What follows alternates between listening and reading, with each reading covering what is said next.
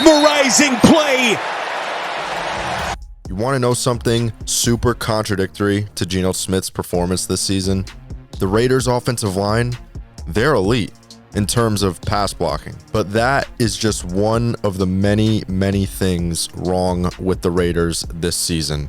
And Raider Nation, I know how you thought bringing in an aging Pete Carroll and a washed Geno Smith was going to save your franchise. It was the biggest thing for the Raiders since Derek Carr before he broke his ankle against the Colts in that magical 2016 season. All right, I'm sorry. Sorry for bringing it up, I know. I really wonder how far that team could have went. They were fun to watch. All jokes aside, and believe me, there will be many that will probably make themselves in this video, and I may even miss some. All future jokes aside, I really like the Raiders, and I want to watch good football when I watch them. Unfortunately, that's not what anybody is watching when they turn them on. There's something so interesting and frustrating when it comes to teams who are just putting on teach tape on what not to do on Sundays, who have no business being that bad. Sure, you haven't had your best offensive player in Brock Bowers for a few weeks. I know it's a new QB in a new offense with new weapons, but 10 interceptions. That's like Madden numbers, Geno, and not the good kind. Like, imagine you go to a top-tier Michelin star restaurant in one of the most crowded, well-known, marketed cities in the country. Gucci-ass silverware, golden-ass plates, expensive-ass menu, red-ass wine, waiting-ass waiters. You sit down, it smells amazing, everything looks flawless. Then you determine, well, the food must be amazing. You know, the thing that you actually came there for. And well, you end up being wrong. It's ass. The food comes out and it's overcooked, tasteless, expired, and quite honestly, you can't even look at it. That's the Raiders. Beautiful stadium, legendary fan base, one of the most famous cities, big market, amazing views, iconic history, and the thing that matters most is lacking in the most brutal way. And they hit a new low against the Chiefs. That was one of the most embarrassing losses I've ever seen. So why? Why are they this bad? And what is the answer to turning things around? There's a lot to that, and I'm going to tell you exactly what I think. Is in as Geno Smith is going to have to get rid of that. Second and 10. Ashton Jeanty will lose yardage here. Jeanty, player of special teams, and this guy's been running for his life back there. Geno Smith is sacked. Starting off with Geno Smith, who revived his career in Seattle, and it started with Pete Carroll. I will give it to him. At times, he played extremely well. Overall, he was pretty good. I think of that throw to Tyler Lockett. I think it was week 18 against the Rams in 2022 at home. That was a straight dime. One of the best throws I've seen that year. That Geno is somewhere in him. He just lost it. Probably because of all the gambling he's done so far being in Vegas. This season, Geno Smith has thrown 10 picks. A lot of them were tipped in the air, some unlucky throws, but nonetheless, you have to put the ball in harm's way for it to be picked off unless it bounces off your receiver's hands right into a defender's waiting arms. Geno, in my opinion, has just been careless and inaccurate. The Bears game is the best example in my opinion. Geno threw 3 interceptions on just 21 attempts, and they were all terrible. We'll take a look at the first interception. Geno here is just being lazy. He's fixed on one guy. He's not even accurate with the pass. He overthrows Myers. Good play by Byard, but there's other options on this play. He stepped up. He discarded Byard because he just assumed he would carry the deep post. He lost him, and he threw the pick. And the second interception, you won't believe it, but it's almost the exact same play. Geno late over the middle. He's staring him down. Now, Byard is clearly keeping his eyes on what's in front of him, and Geno assumes, again, he's going to carry the seam, and he's just careless. I will say, though, these are as good of plays by Byard as they are bad plays by Geno. For the last pick, Geno is on a rollout to the right with crossing routes going his way. He's late, bad decision, bad throw. With these plays, he has some time to throw. He's able to set his feet.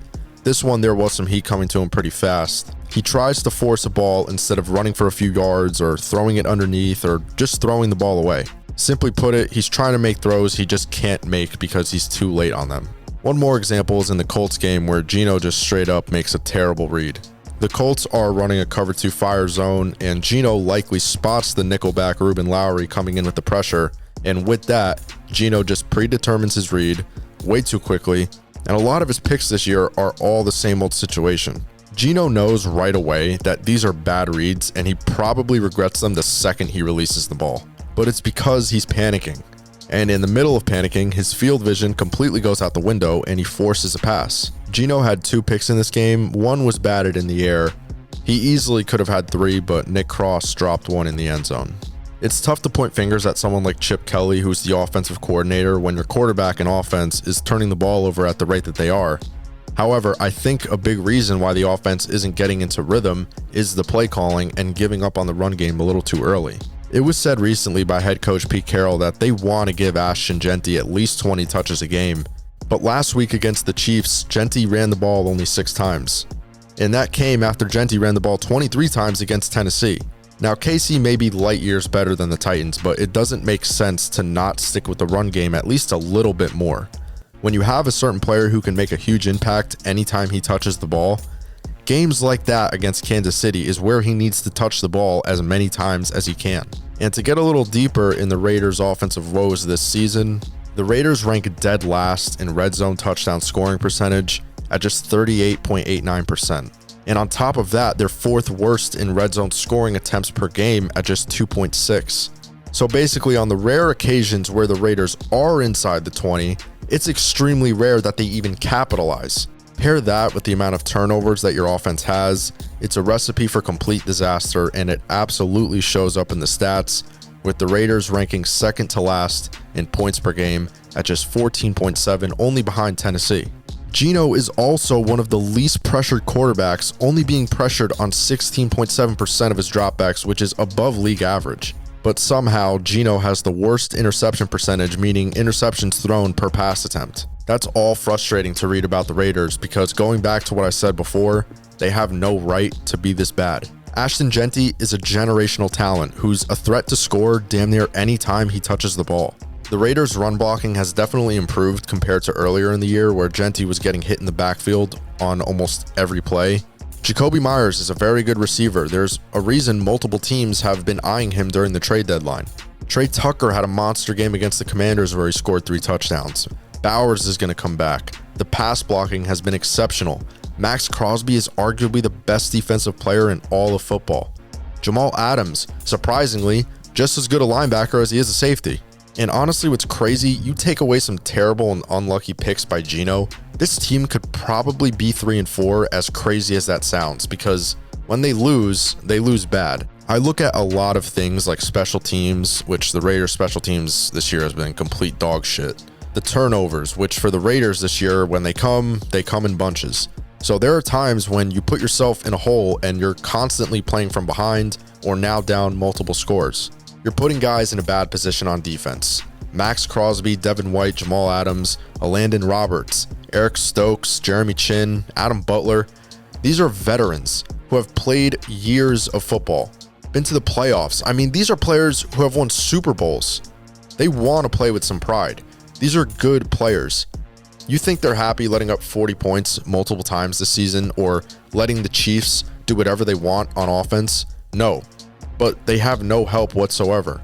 You're putting them in a bind. Look, I don't know how to fix the Las Vegas Raiders, but I do know, looking at their roster, these are guys who are talented and they have straight up game wreckers on both sides of the ball. So what you know best, I'd say lean into it as much as you can.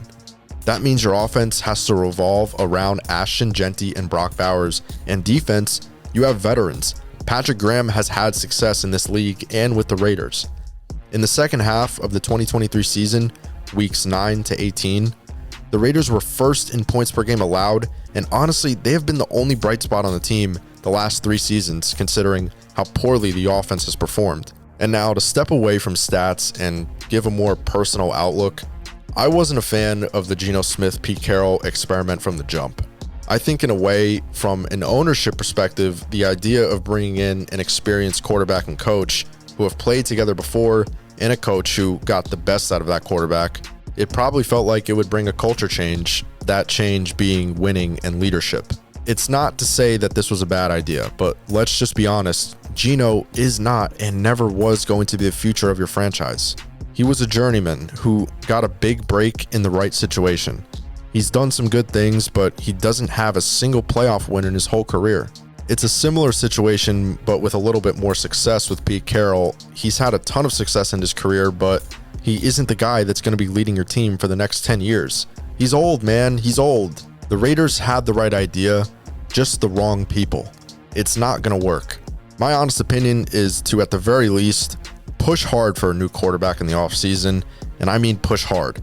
If you don't have the number 1 or 2 pick, you're trading whatever you need to make that happen, and you're grabbing Dante Moore or Fernando Mendoza. If you can't do that, your best bet is to load up on offense, another receiver, another running back, fire Chip Kelly, and find someone who could utilize your best players better. You know, it's unfortunate because I think about Josh McDaniels, and when he was with the Raiders, he wasn't meant to be a head coach, especially with the Raiders. But he knows how to get the most out of your best players, and he did that with Josh Jacobs and Davante Adams. Everyone is looking for a Shanahan, McVay, LaFleur, Steichen, McDaniels, Andy Reid to run their offense. So you just got to dig deep and find someone like them. And to be fair, it is easier said than done, but it's not about what's easy. This is a team with talent, and the front office has to at least try to make a splash to set them up for the future, whether it's a new QB, new head coach, or both. You can't keep playing it safe because, especially in Las Vegas, playing it safe never gave anyone a great story. For decades, the franchise has lived off its legacy, the heart of Raider Nation, the silver and black defiance. But Vegas doesn't care about history, it only rewards what's next. The Raiders can't keep betting on maybes because sooner or later, the chips run out.